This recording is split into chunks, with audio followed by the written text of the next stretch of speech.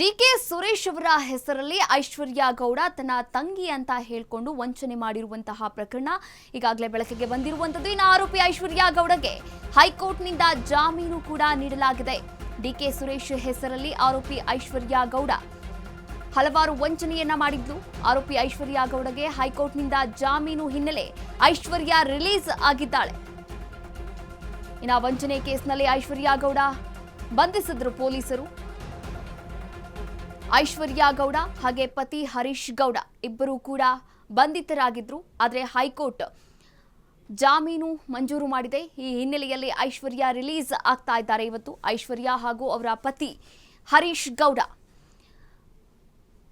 ಕೋಟ್ಯಾಂತರ ರೂಪಾಯಿ ಚಿನ್ನ ಹಾಗೆ ಹಣವನ್ನ ದೋಖ ಮಾಡಿದಂತಹ ಹೆಸರಲ್ಲಿ ಐಶ್ವರ್ಯ ಗೌಡ ಬಂಧಿತರಾಗಿದ್ರು. ಹಾಗೆ ಐಶ್ವರ್ಯ ಗೌಡ ಅವರ ಪತಿ ಕೂಡ ಬಂಧಿತರಾಗಿದ್ರು. ಆರ್ಆರ್ ನಗರ ಪೊಲೀಸ್ ಠಾಣೆಯಲ್ಲಿ ಎಫ್ಐಆರ್ ಕೂಡ ದಾಖಲಾಗಿತ್ತು. ಈ ಕುರಿತಂತೆ ಇಂದು ಜಾಮೀನು ಕೂಡ ಸಿಕ್ಕಿರುವಂತದ್ದು.